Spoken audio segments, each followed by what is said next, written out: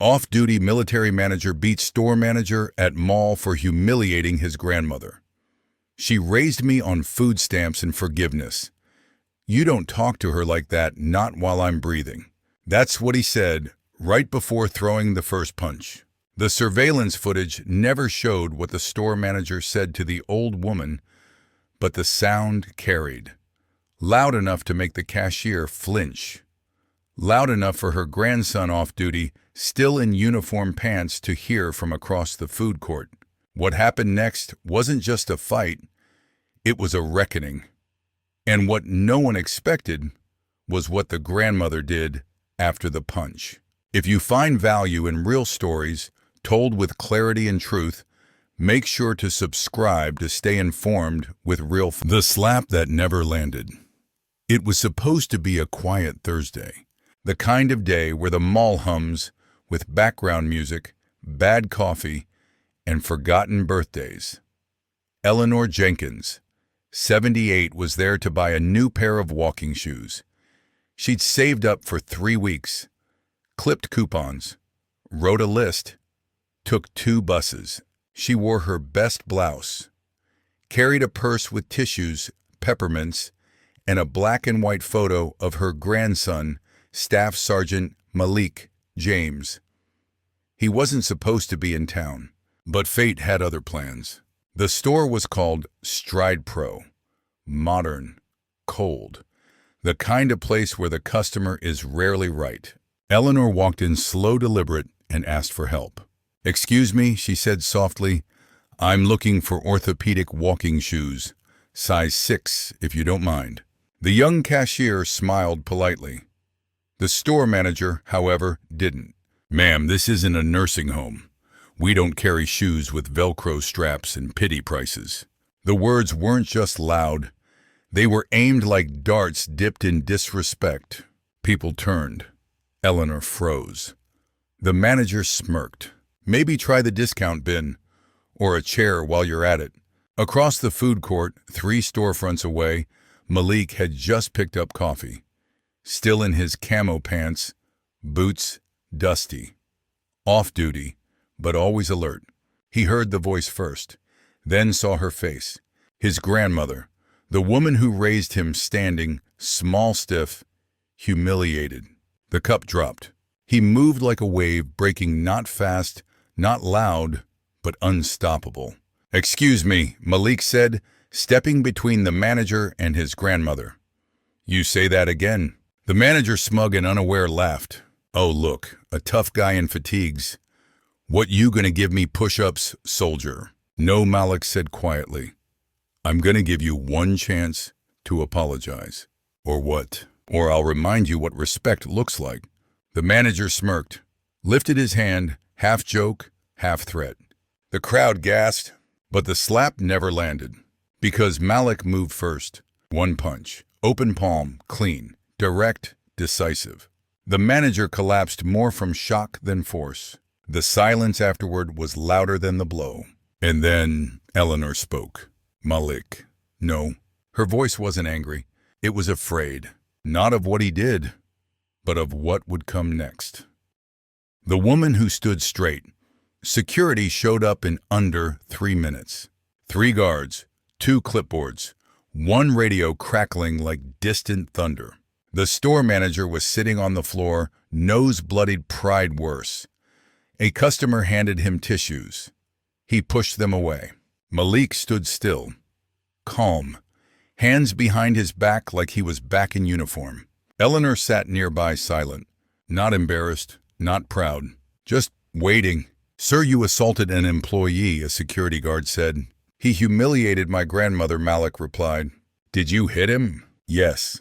"Did he touch you or her?" "No." Phones were out. Some were already live streaming. One kid whispered, "This is gonna go viral." "Ma'am," a younger officer turned to Eleanor. "Would you like to press charges on your grandson?" She looked up, eyes clear, voice steady. "No, I would like to press charges on that man," she said, pointing at the manager. Everyone blinked. For public humiliation, for age-based discrimination, for treating me like a burden instead of a paying customer. The manager scoffed, nose still dripping. Are you serious? Serious enough to testify? I may be old, but my memory is sharper than your manners. The lead guard sighed. That's not how this works, ma'am. Then I'll make it work, Eleanor said. She reached into her purse and pulled out a business card. Slick. Gold foil. Elegant script. Eleanor Jenkins, retired civil rights attorney. Malik raised an eyebrow. So did everyone else. Wait, you're Eleanor Jenkins, one of the guards asked. The one who sued the city in '98. And won, she replied. Calm as water, the silence shifted. From tension to respect. I taught my grandson not to start fights, she said, rising slowly. But I also taught him not to let cowards rewrite what justice looks like. She turned to Malik. You can apologize for how it happened, but never for why it did. The crowd didn't cheer. They didn't need to. What happened wasn't a victory. It was a reminder that when dignity is stripped, even fists can become language. The court that didn't clap, the video hit 1 million views by midnight. 30 seconds, no context, just a military man punching a store manager in a mall. Hashtags exploded. Justice for Grandma. Your military disgrace. Punch of the year. Some people called Malik a hero. Others called for his discharge. The internet didn't care about truth. It cared about views. By Monday morning, Malik got the call. Staff Sergeant James, report to base. Command wants a preliminary review, internal hearing. He didn't argue, didn't ask for a lawyer, didn't try to explain. He'd trained for war zones. He wasn't prepared for how bureaucracy handled morality. The hearing room was plain. Fluorescent lights, flag on the wall, 3 officers seated like statues of judgment. We've reviewed the footage, one said. You struck a civilian in a public space while wearing parts of your uniform. I was off duty, Malik replied. That doesn't matter. He verbally abused my grandmother. We understand. But we don't authorize retaliation, only response through protocol. So if I'd filmed it, filed a report, and let him humiliate her publicly, that would have been okay. That would have been legal. Just as they were about to dismiss him for final review, the door opened. A woman walked in, hair tied back, blouse pressed, and something no one expected, an old military jacket. Eleanor. She stepped forward with no permission, no invitation, and laid a file on the table. My name is Eleanor Jenkins, retired Army Nurse Corps, serial number 219578921. Served in '68 Saigon. I have 1 Bronze Star, 2 scars, and 1 grandson. You want to talk about protocol. Let's talk about the protocol of honor. The officers blinked. She continued. I've seen real violence. I've seen what it does to men. Malik didn't act out of ego. He acted out of restraint until there was none left to give. You want to punish him for defending dignity, fine. But don't you dare do it while pretending you understand what loyalty means. For a moment, no one breathed. Then one officer finally said, Ma'am, you're not authorized to testify. I'm not here to testify, she said. I'm here to remind you who raised the man you're judging. Malik looked down, fist clenched, not from anger, but from everything he couldn't say that she just did. The man who changed sides. The verdict came 2 days later. Malik stood at attention, uniform pressed, jaw tight. Behind him, Eleanor sat, still hands, folded eyes unblinking. After review of video evidence, chain of command reports, and character references, the presiding officer said the committee has reached a decision. Pause. Staff Sergeant James will not be discharged. Another pause. However, a formal warning will be placed in your record. You are suspended from active duty for 30 days without pay. Malik didn't flinch, didn't argue. He nodded once, sharp and clean. Understood, sir. The officers dismissed him. The hearing ended. But just as he turned to leave, someone was waiting in the hallway. The store manager. His nose was healed. His pride? Maybe not. But his posture was different. Less arrogant. More uncertain. "You got a second?" he asked Malik. Eleanor stepped forward, protective. Malik held up a hand. "Go on." The manager scratched the back of his neck. Didn't look up. "I watched the full footage. Not just the clip. The audio, too. And I was wrong. I spoke to your grandmother like she wasn't human. I didn't deserve to get hit, but I sure as hell deserved to be told off." "You didn't just get told off," Malik said coldly. "Yeah," the man smirked. "That's kind of the point." He reached into his coat pocket, pulled out a letter. "Media's been blowing this up. Someone at the paper wants to run an op-ed from you. Your side, full story. Clean headline. Why me? Because I refused to apologize publicly. But you made me do it privately.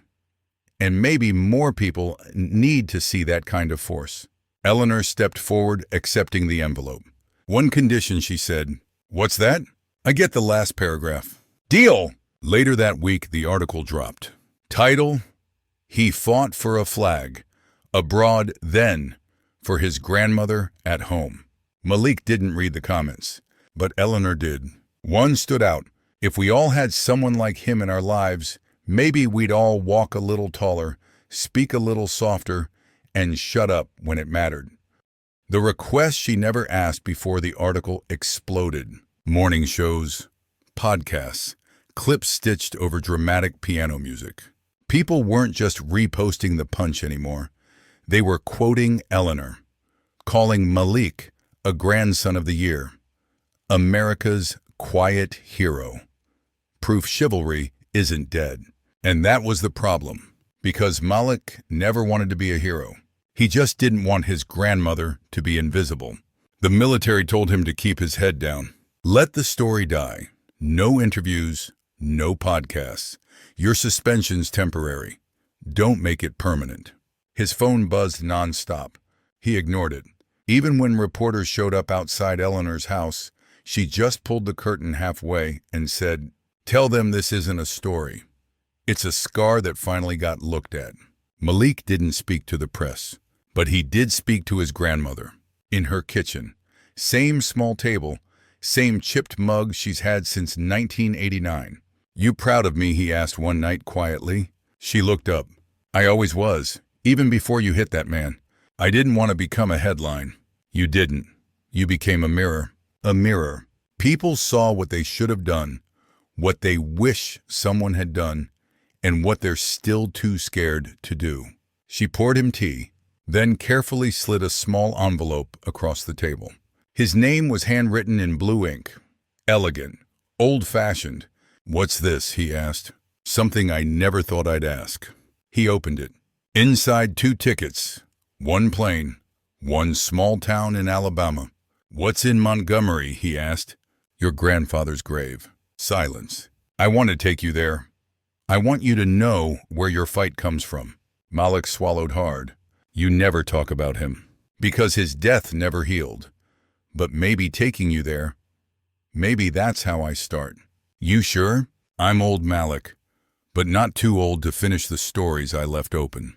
And just like that, the man the world called hero felt smaller than ever.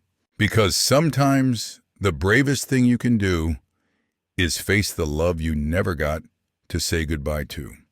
The letter in the dirt, Montgomery, was hotter than either of them remembered. Eleanor hadn't been back in 42 years. Malik had never set foot there.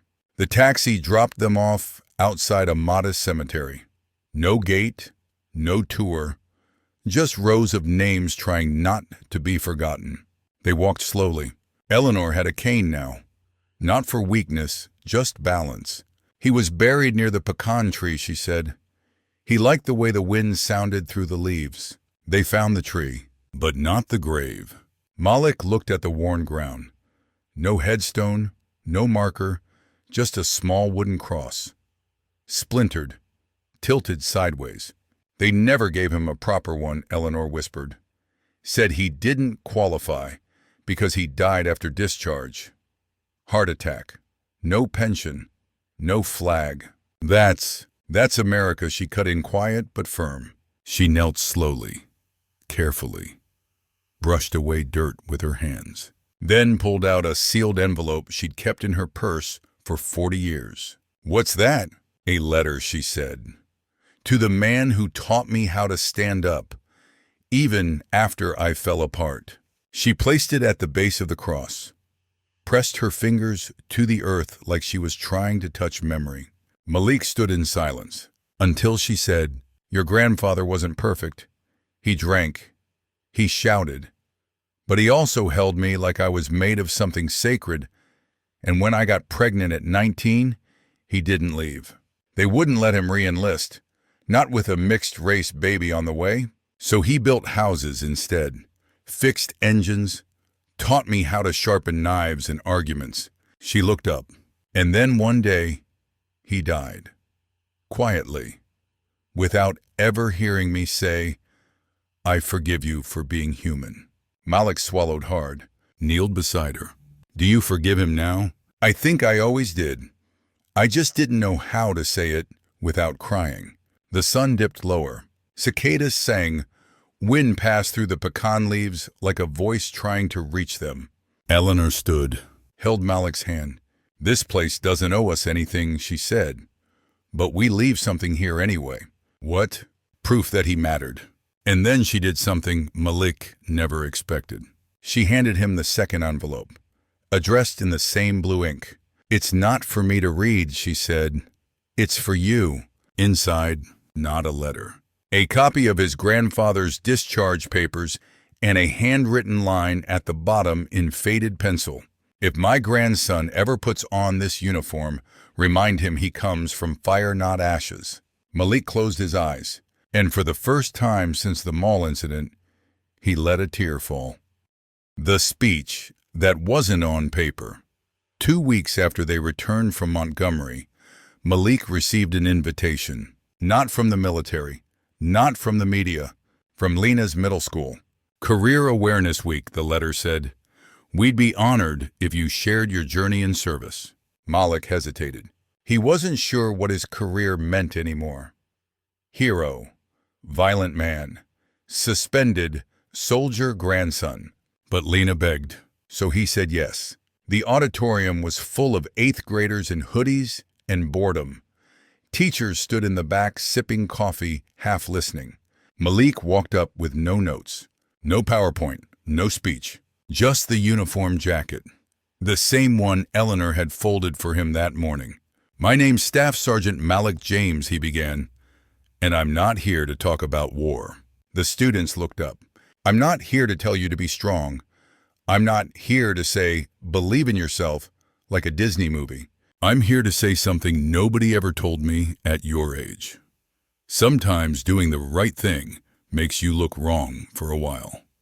And that's okay." Silence. He continued.